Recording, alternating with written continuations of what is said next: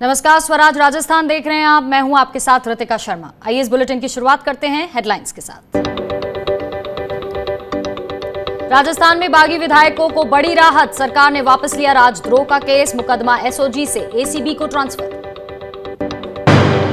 बागी विधायकों को कांग्रेस की दो टूक, कहा पहले बीजेपी से तोड़े दोस्ती फिर बातचीत संभव, पूछा विधायकों को जो सुरक्षा दी जा रही है उसके क्या है मायने।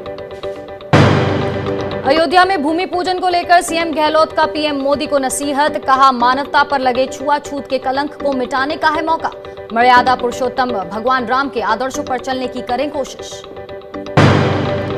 वहीं बीएसपी की याचिका पर बुधवार को राजस्थान हाईकोर्ट में होगी सुनवाई। बीएसपी ने डबल बेंच के सामने दायर की है याचिका, सिंगल बेंच ने 11 अगस्त तक नोटिस भेजकर मांगा था जवाब। और रायसिंह नगर में घूसखोर एएसपी गिरफ्तार, एसीबी की टीम ने 2 लाख रुपए की घूस लेते रंगे हाथों पकड़ा। छापेमारी करने गई टीम पर एएसपी ने गार्ड ने चलाई गोली।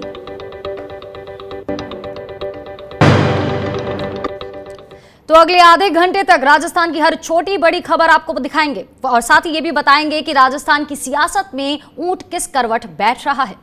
आपको बताएंगे कि सरकार ने बागियों को कैसे राहत दी और वहीं साथ ही इसके मायने भी समझने की कोशिश करेंगे। आपको ये भी समझाएंगे कि आखिर सरकार बागियों को लेकर सॉफ्ट क्यों हो गई है।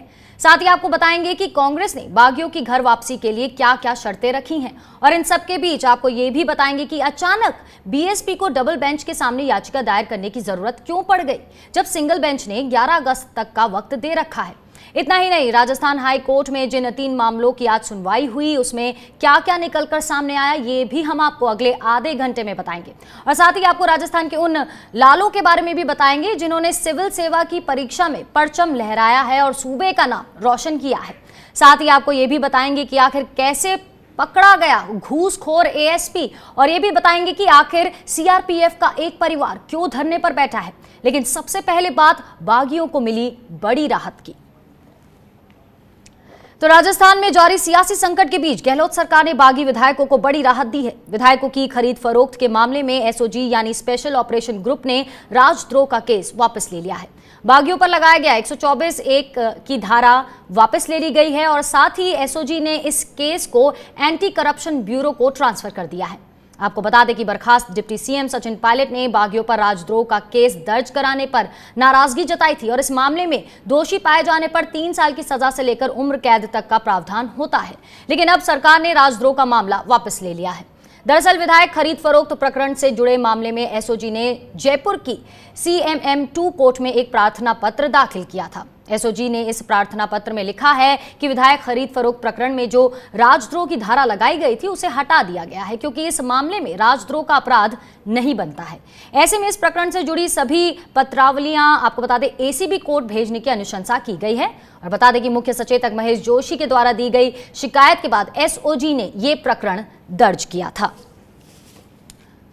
तो बागियों को मिली बड़ी राहत, केस जहां एसओजी से एसीबी को ट्रांसफर कर दिया गया, वहीं यहां राजद्रोह की जो धारा थी उसको सरकार ने वापस ले लिया है।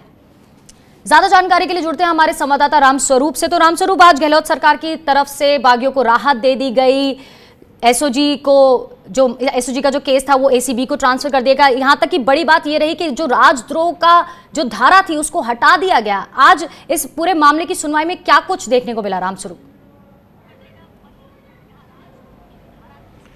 देखिए, जो पायलट गुट के विधायक हैं भवनलाल शर्मा, उसकी तरफ से जो याचिका दाखिल की गई थी उसमें वो अंतरिम और एक तरह से राहत चाहते थे, लेकिन उनको राहत तो पूरी तरह से नहीं मिली है क्योंकि वो चाहते थे कि कैसे ही करके ये जो मुकदमा एसओजी में दर्ज हुआ है वो हाईकोर्ट के जरिए या किसी और जरिए एनआईए के पास आ जाए। अगर वहाँ आती तो पूरा कह सकते हैं कि वो पूरी एजेंसी, जांच एजेंसी जो है जो केंद्र के अधीन है, तो ऐसे में शायद वहाँ पर कुछ और उस जांच को प्रभावित भी किया जा सकता था। लेकिन आज सरकार ने जो राजद्रोह की जो धारा लगी हुई थी 124(a) उसको उस मुकदमे से हटा लिया गया है। और साथ ही ये जो पूरा प्रकरण है ये क्योंकि ये जो प्रकरण है वो पूरा करप्शन से जुड़ा हुआ है, भ्रष्टाचार से जुड़ा हुआ है, तो ऐसे में इस मामले में ऑलरेडी एसीबी में भी मुकदमे दर्ज हैं। तो इस पूरे प्रकरण की जो पत्रावली है वो एसीबी को लगाने के पहले प्रार्थना पत्र लगाया था और दोपहर बाद में एसओजी का बाकायदा प्रश्न उठाया और जिसमें साफ तौर पे लिखा है कि जो पत्रावली थी उसके सारे जो दस्तावेज हैं वो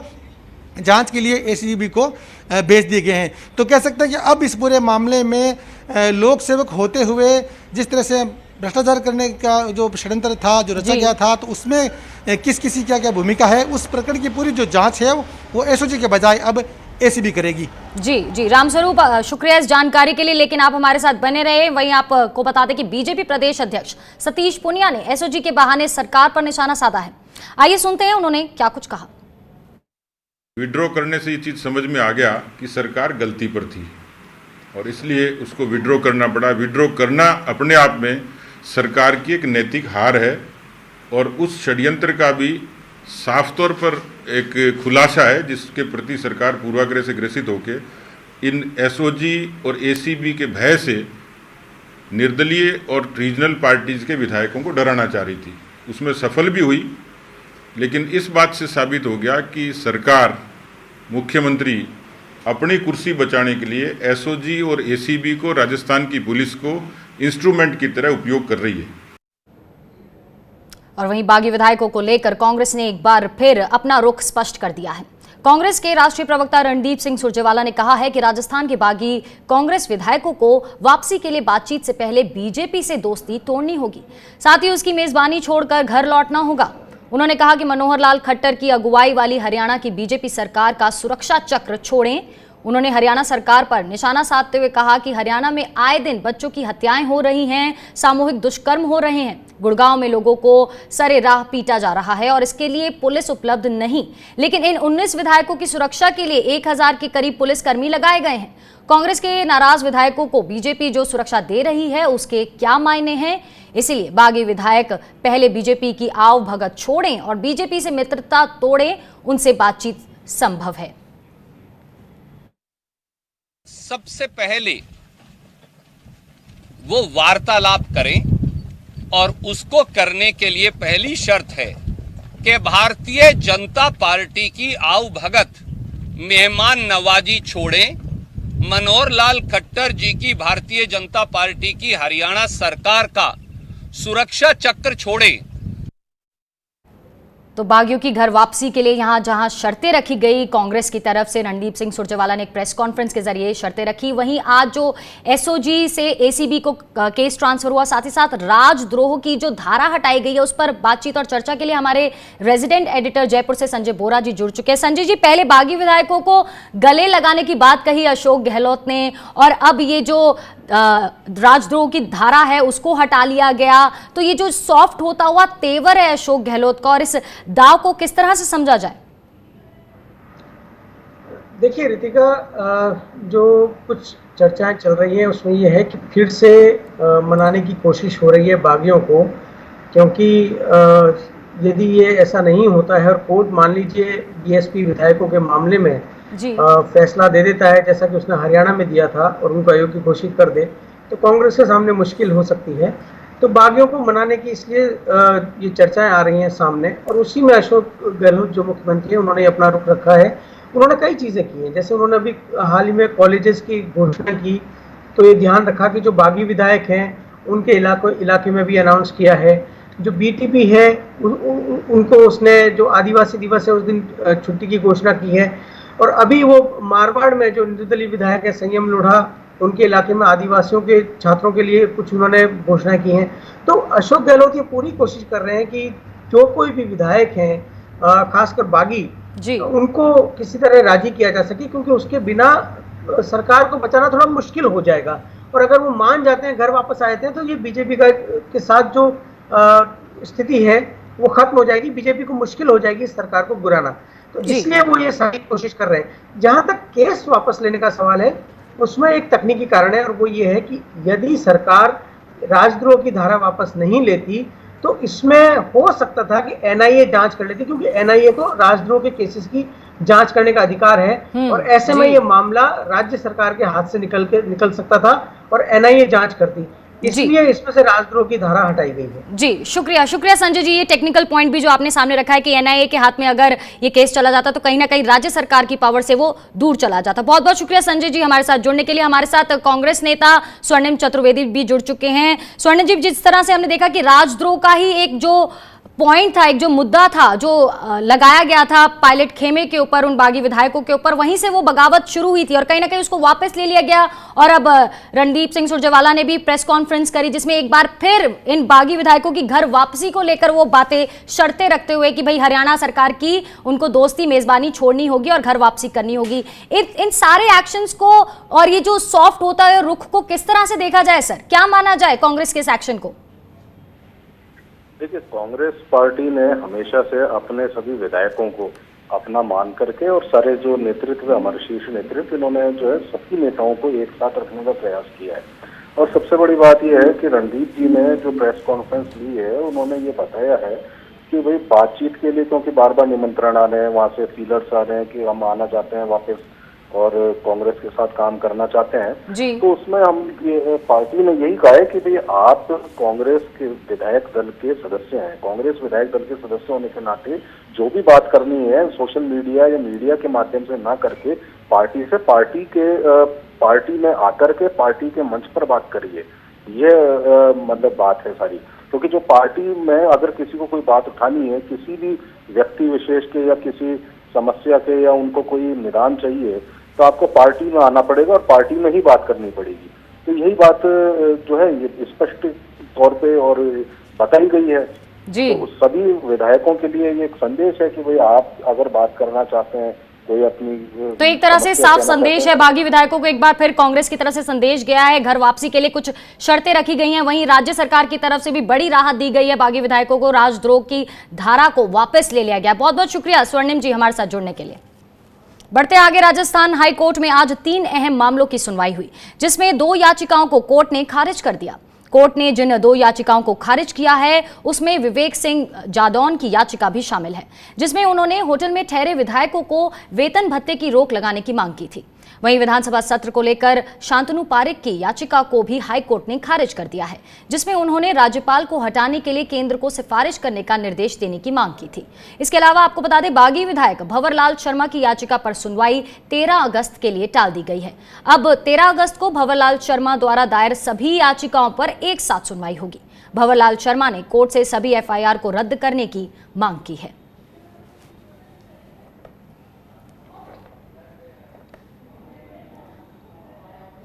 और वहीं पायलट गुट के विधायक भंवरलाल शर्मा की 2 अलग अलग याचिकाओं पर राजस्थान हाईकोर्ट में सुनवाई हुई।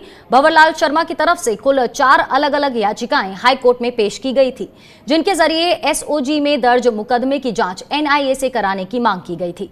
भंवरलाल शर्मा की तरफ से एडवोकेट मुकुल रोहतगी ने पक्ष रखा जबकि सरकार की तरफ से एडवोकेट अनिल उपमन ने पैरवी की। सरकार की तरफ से पक्ष रखते हुए एडवोकेट अनिल उपमन ने कहा कि एसओजी में दर्ज विधायक खरीद फरोख्त केस में राजद्रोह का केस नहीं बनता है और जांच के दौरान राजद्रोह की धारा 124A को हटा दिया गया है। ऐसे में इस केस की जांच एनआईए को ट्रांसफर करने का कोई सार नहीं है क्योंकि ये मामला भ्रष्टाचार से जुड़ा हुआ है और भ्रष्टाचार निरोधक ब्यूरो में पहले से ही मुकदमे दर्ज हैं, तो इस केस की जांच भी एसीबी से करवाई जाए। हालांकि हाईकोर्ट ने दोनों पक्षों को सुनने के बाद अगली सुनवाई 13 अगस्त तक के लिए टाल दी है और भंवरलाल शर्मा की दाखिल 4 याचिकाओं की सुनवाई आपको बता दें 13 अगस्त को एक साथ ही होगी। वहीं राजस्थान हाईकोर्ट में विवेक सिंह जादौन की याचिका को खारिज कर दिया गया है जिसमें उन्होंने होटल में ठहरे विधायकों के वेतन और भत्ते पर रोक लगाने की मांग की थी। चीफ जस्टिस की बेंच ने याचिका को खारिज करते हुए संबंधित अथॉरिटी के सामने प्रतिवेदन पेश करने की छूट दी है। दरअसल विवेक सिंह जादौन ने याचिका दायर कर होटलों में ठहरे विधायकों के वेतन भत्ते रोकने पर रोक लगाने की मांग की थी जिसमें उन्होंने कहा था कि विधायक अपने विधानसभा क्षेत्र में नहीं जा रहे हैं, ऐसे में विधायी कार्य नहीं करने पर उन्हें क्यों वेतन दिया जाए। इसके साथ ही याचिका में मुख्यमंत्री, विधानसभा अध्यक्ष, सचिव और मुख्य सचिव को पक्षकार बनाया गया था।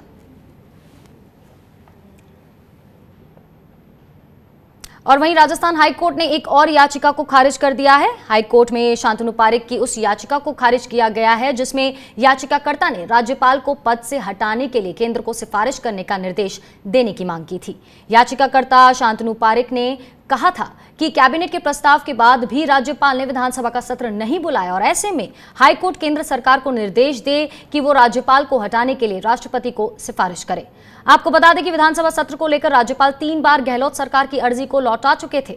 हालांकि बाद में चौथी बार अर्जी भेजने पर राज्यपाल ने विधानसभा का सत्र बुलाने को मंजूरी दे दी और अब 14 अगस्त को राजस्थान विधानसभा का सत्र बुलाया जाना है, जिस पर सुनवाई के दौरान चीफ जस्टिस ने याचिका को सारहीन बताते हुए खारिज कर दिया। और उधर बसपा और भाजपा विधायक मदन दिलावर की अपील पर बुधवार को हाईकोर्ट में सुनवाई होगी।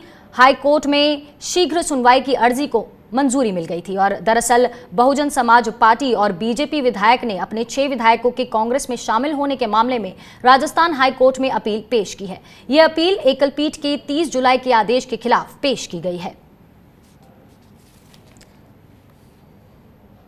ज्यादा जानकारी के लिए जुड़ते हैं हमारे संवाददाता रामस्वरूप से। तो रामस्वरूप, कल बसपा के 6 विधायकों की कांग्रेस में विलय पर भी सुनवाई होनी है। मदन दिलावर जो बीजेपी के विधायक हैं उनकी भी याचिका है, तो क्या दोनों याचिकाओं पर एक साथ सुनवाई होगी इस मामले पर? बिल्कुल, कल मदन दिलावर और बसपा की जो याचिका है उन दोनों पर एक साथ ही सुनवाई होनी है और साफ तौर पे उन्होंने इस याचिका में यही मांग की है कि जो विलय है उसे अवैध करार दिया जाए। यानी कि जो बसपा के टिकट पर चुनाव जीतकर जो विधायक आए थे, 6 विधायक जिन्होंने पिछले साल कांग्रेस की मेंबरशिप ज्वाइन कर ली थी और बसपा को छोड़ दिया था, तो उस विलय को लेकर के चुनौती जो ऑलरेडी दी हुई है, लेकिन उनकी जो वैधता है उनको भी जो है यहाँ पर रद्द करने के मांग याचिका में की गई है। कल दिन करीब दोपहर में उसका नंबर आएगा सुनवाई के लिए और कल देखते हैं हाईकोर्ट उसमें क्या कहता है। जी शुक्रिया रामस्वरूप तमाम जानकारी के लिए। चलिए यहाँ रुकेंगे एक छोटे से ब्रेक के लिए, आप बने रहिए हमारे साथ।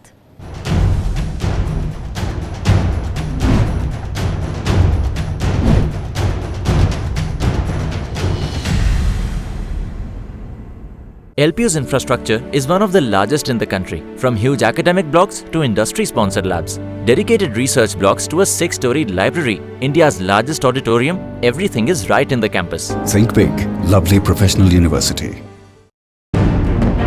होल ऑफ ईस्टर्न इंडिया में नॉर्थ ईस्ट इंक्लूड करके वहाँ क्रेडिट इंस्टीट्यूशनल क्रेडिट का एक्सेस नेग्लिजिबल है। कहीं हमने इरिगेशन पे बहुत फोकस किया, कहीं पे बिल्कुल नहीं किया। रेनफेड एरिया रह गई और इरिगेशन में ज़्यादा ध्यान दे दिया है। किसान की वित्तीय हालत बहुत ख़राब है।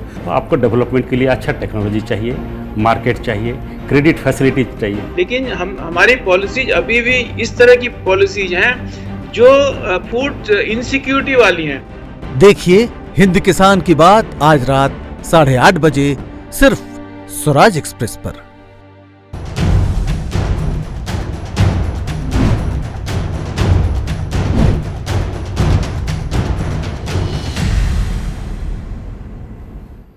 स्वागत है आपका ब्रेक के बाद। और अयोध्या में भूमि पूजन को लेकर सीएम अशोक गहलोत ने पीएम मोदी को नसीहत दी है। उन्होंने ट्वीट कर कहा कि 5 अगस्त को होने वाला राम मंदिर शिलान्यास प्रधानमंत्री के लिए साहस दिखाने और लोगों को ये संकल्प लेने के लिए कहने का एक अवसर है कि मानवता पर लगे छुआछूत के कलंक को मिटाएं और दलितों, आदिवासियों और पिछड़ों के साथ समानता का व्यवहार करें। उन्होंने लिखा कि ऐसा करके हम मर्यादा पुरुषोत्तम भगवान श्री राम के आदर्शों को पूरा कर सकते हैं और उनकी भावना पर खरे उतर सकते हैं।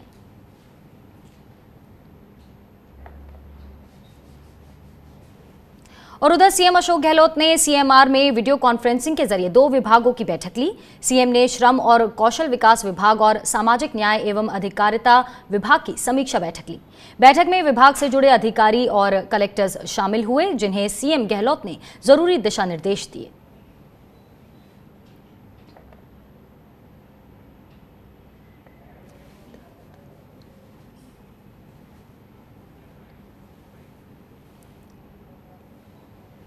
वहीं प्रदेश की जेलों में भी आए दिन मोबाइल मिलने की घटना पर राजस्थान हाईकोर्ट सख्त है। एक याचिका पर सुनवाई करते हुए हाईकोर्ट ने जेल डीजी को तलब किया है। कोर्ट ने जेल को 31 अगस्त तक शपथ पत्र देकर ये बताने को कहा है कि इसे रोकने के लिए क्या क्या कदम उठाए गए हैं। बता दें कि जयपुर सेंट्रल जेल समेत प्रदेश की जिलों में आए दिन गैंगस्टर द्वारा मोबाइल का उपयोग करने और सोशल मीडिया पर फोटो और वीडियो अपलोड करने को लेकर हाईकोर्ट ने गंभीरता दिखाई है।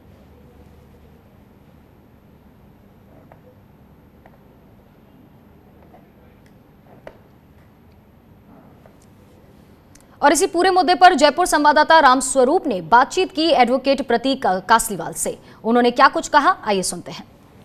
राजस्थान की विभिन्न जेलों में आए दिन मोबाइल के प्रयोग और शराब पार्टी को लेकर के हाईकोर्ट ने आज डीजी जेल को तलब किया है। 31 अगस्त को अगली सुनवाई के दौरान डीजी जेल को व्यक्तिगत उपस्थित होने के आदेश दिए हैं। मेरे साथ हैं एडवोकेट प्रतीक कासलीवाल। प्रतीक जी, क्या टिप्पणी की कोर्ट ने, क्यों बुलाया है डीजी जेल को? देखिए, कोर्ट में ये मसला बहुत पुराना चल रहा है। जब खंडपीठ के समक्ष मसले लगे और उन्होंने बराबर निर्देश दिए हैं कि जेल में मोबाइल नहीं जाने चाहिए, जेल में कोई भी ऐसी ड्रग्स या दारू या सप्लाई नहीं होनी चाहिए, लेकिन बराबर निर्देशों के बाद भी ऐसा पाया जा रहा है। और कोर्ट ने कहा, हमने खुद ने टीवी चैनल के माध्यम से देखा है जहां जेल के अंदर कैदी दारू पार्टी कर रहे हैं और उसको फिर यूट्यूब पे डाल रहे हैं या अलग अलग चैनल्स पे डाला जा रहा है, तो क्यों नहीं कोई कार्रवाई की जाती है। और इसी के तहत निर्देश दिए गए हैं कि जो डीजी जेल्स हैं वो पर्सनली व्यक्तिगत रूप से उपस्थित हों और अपना शपथ पत्र दें कि क्या कार्रवाई की जा रही है जेल के अंदर नारकोटिक्स ड्रग्स को रोकने के लिए, लिकर को रोकने के लिए, मोबाइल को रोकने के लिए। और साथ ही साथ कोर्ट का ये भी था कि जो चालानी गार्ड है वो पर्याप्त नहीं है और 1960 से जो स्ट्रेंथ है उसको बढ़ाया नहीं गया है, तो कहीं ना कहीं जो कैदियों को पेशी पे ले जाया जाता है उनमें भी दिक्कत होती है और जेल स्टाफ सक्षम और पूरा नहीं होने की वजह से ये सारी आपराधिक गतिविधियां भी जेल में चलती हैं।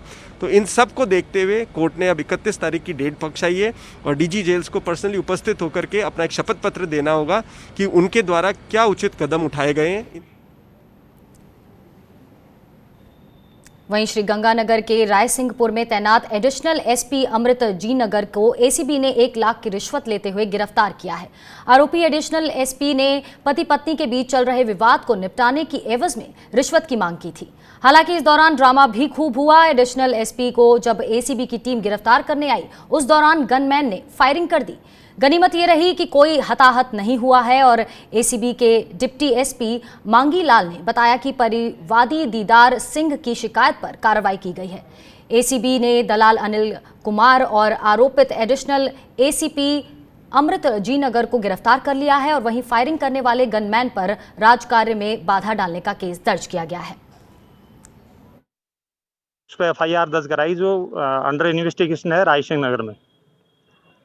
उसके बाद सेम फैक्ट्स के ऊपर इसकी पत्नी ने परिवाद दिया, जिसके लिए एडिशनल एसपी रायसिंह नगर ने 2 लाख रुपए की डिमांड की।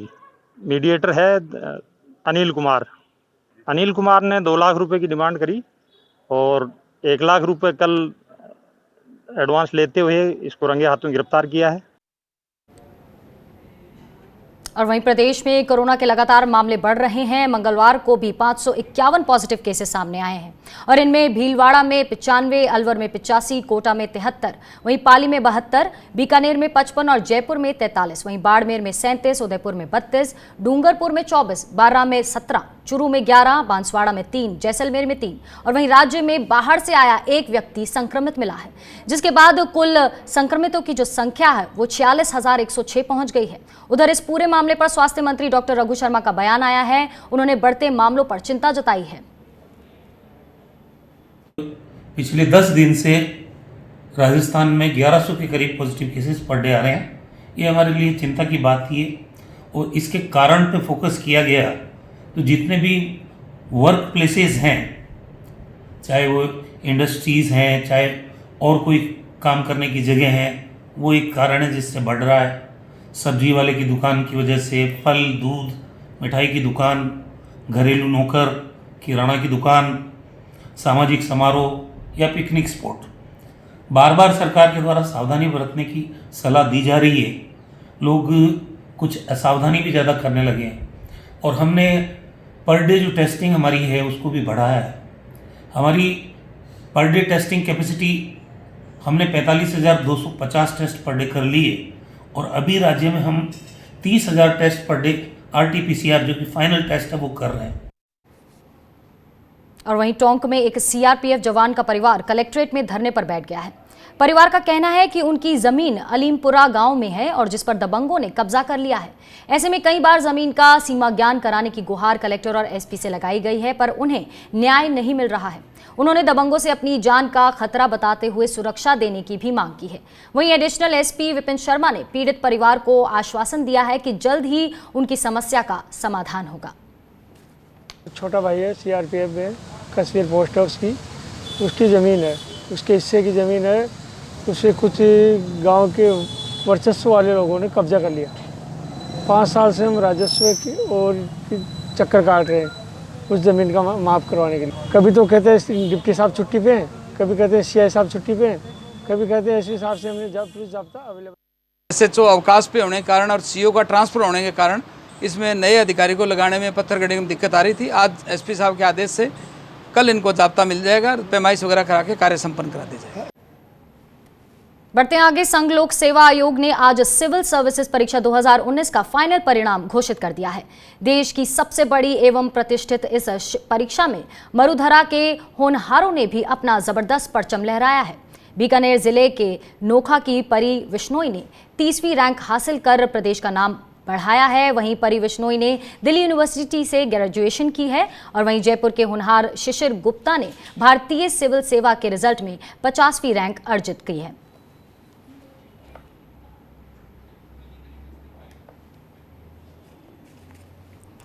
चलिए, स्वराज राजस्थान में आज इतना ही। आप बने रहिए स्वराज एक्सप्रेस के साथ। नमस्कार।